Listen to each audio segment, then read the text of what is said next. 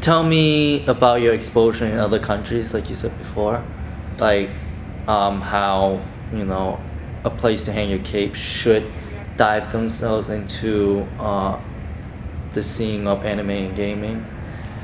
The okay, so the anime has a lot of very familiar themes. I've been working in anime for about 15 years now. The first role I ever got in anime was surprisingly like Yamcha, followed immediately by Vegeta in a very recognizable Dragon Ball Z, which in America in the late 90s was some of the earliest anime anyone had even seen, at least on a broad scale. Before that, there was DVD, not even DVD, like VHS releases for things like Ghost in the Shell and Akira and Fist of the North Star. But for the most part, a lot of people saw Dragon Ball Z not as a Japanese show, but as an American show. Like they didn't even know it was from another country. So in that respect, it has so many, like Dragon Ball Z shares so many themes with so many other movies and comic books.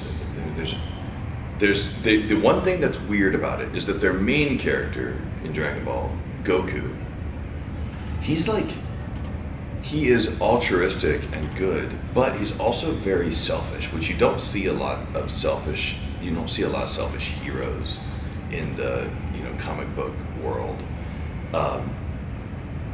He's very strangely selfish, because anyone who's watched Dragon Ball Z with its original kind of intention as its translation, Goku really only fights because he got bonked on the head and when he was a kid, and instead of being purely evil, he was purely good, but he still really wants to fight people, and that's all he really wants to do is fight people.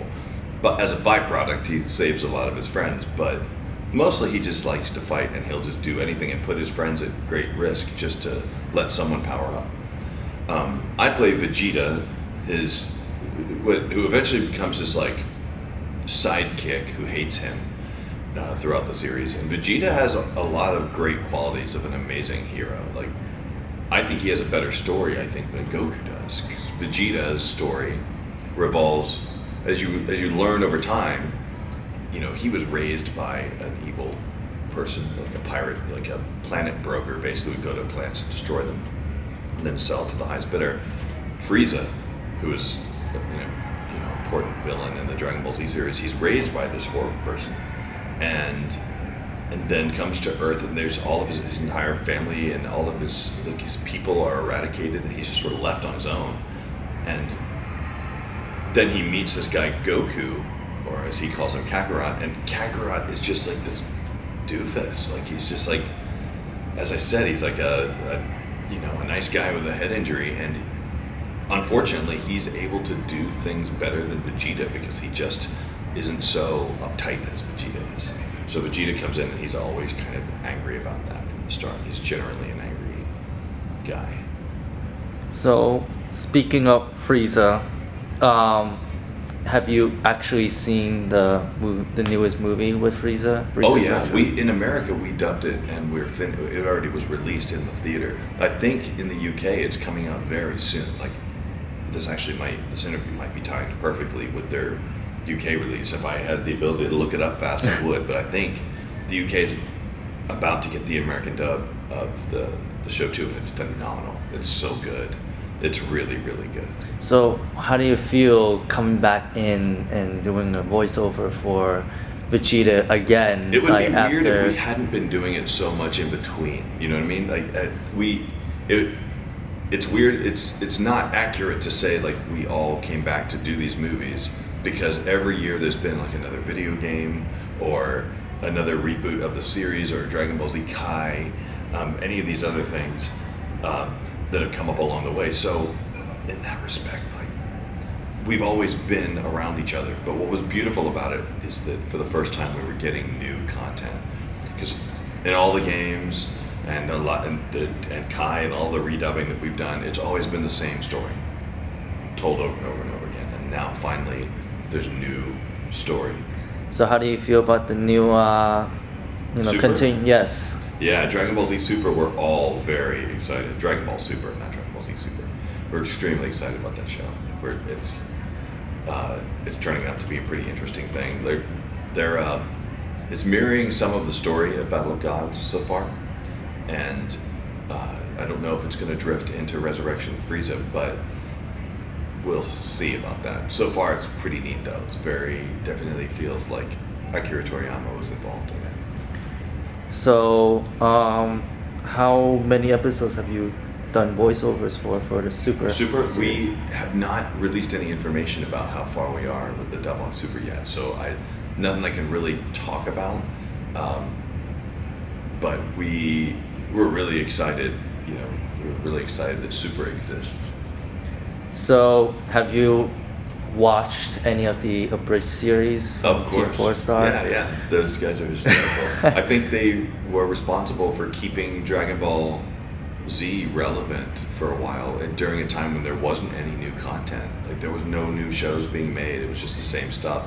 And I think they kind of really hit at the core of people who loved that show growing up, and they were the right age to kind of remember all the funny things about Dragon Ball. And they do such a nice job of really parodying the show in the way that if I were allowed to parody it, I would totally do it the same way. They're awesome. So, if you were allowed to be on, one of the episodes to voice one of the characters, or maybe even Vegeta again, you would? I think part of the joy of that show is knowing that they're not the original voice actors. I would, believe me, there are enough Team 4 Star fans out there where I have probably recited half the lines on that show by now. So I've said Super Saiyan Swagger more than once. Trust me. So, yeah, I'll leave that to them. I love working with them any chance I get them. So, do you feel like they picked up the mantle of, doing Vegeta's voice? I think that they did a really good job representing the characters. I was shocked at Lonnie's Piccolo voice because it sounds very much like the Piccolo voice I started with when I started doing the series. And I remember the first scene I saw of theirs was Gohan training in the woods, and Piccolo's like, "Climb down!" Lonnie's got that down pretty well, man. My jaw dropped. I'm like, holy crap, if I ever die, he'll be replacing me, trust me. Don't try and kill me, guys. Don't try and kill me then. So, any new projects that's outside of the DBZ universe that you want to promote? I've been working on a lot of dubs lately with Funimation and a ton of stuff right now. There's just almost so many I can hardly mention them, but I guess let's see. We're also, like in my studio in Dallas, we're also working on Battleborn with Gearbox. It's a new MOBA that they're working on, and we're working with the guys from Robot on some more Orcs Must Die stuff. And let's see, I was recently cast as Hawk in a show called Yona of the Dawn, which was really fun to play. I play a guy named not Sakaki. What's his name? Well, I've done close to 600 roles now, so my memory is already not good. Remembering 600 names is very hard for me. I was recently in Iwatomi Swim Club. I play the coach. I think it's Sakaki or something. People online will correct me. Let's see. I'm doing some more D-Drag in High School DxD, and that's always ridiculous. And also, I just did some more recording for another installment of the Ghost in the Shell series. It's another one of the feature-length films for Ghost in the Shell Arise. I'm playing the role of Bato, the guy, the android with the little, goofy, and when is dots that, for eyes. When's that going to be released? I don't know yet. I'm not 100% sure when that's released. So, for people who are new into anime or just getting into anime, do you have any recommendations where they could start? It sort of depends on the type of anime you feel like you want to watch. A really common thing for a lot of people that I've seen a lot of guys and girls both like is Full Full Metal Alchemist is a great series. It's really nice and epic. If you like comedies, I really love Sergeant Frog. If you want a show that will keep you occupied for the rest of your life, you could try out One Piece, because that show is a show that you can actually get into, have about 500 episodes to watch, and still expect to watch about 1,200 more of them before you die. That's a good series. It's a really fun series. Other shows, if you like shows that have a lot of kind of a mystery to them, Steins Gate was really good, and I'm trying to think of some others. Tsubasa Chronicles is really good. Michiko and Hachin is awesome. I mean, I could just keep going on and on and on. So, one last question before we wrap up.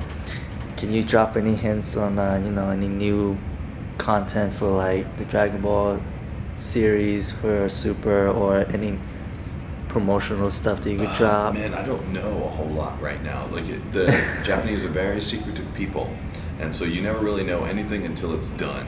Like, so I'm right now, just everything is, all the negotiations for everything are just all behind locked doors that I'm not allowed behind. So I'm excited for it as much as you are, though, and I can pretty much assure you that there's going to be more Dragon Ball Z in everyone's future. All right, thank you so much. Thank you. Take care.